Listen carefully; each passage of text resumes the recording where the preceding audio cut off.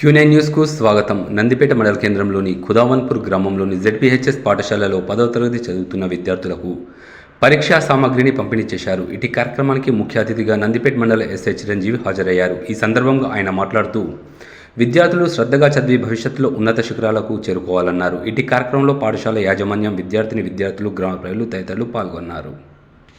Thank you and అందరికీ కూడా advance congratulations. Engineers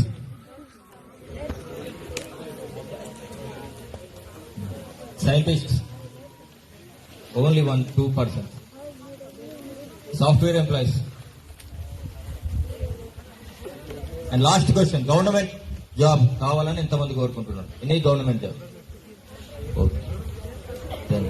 okay, down your hands.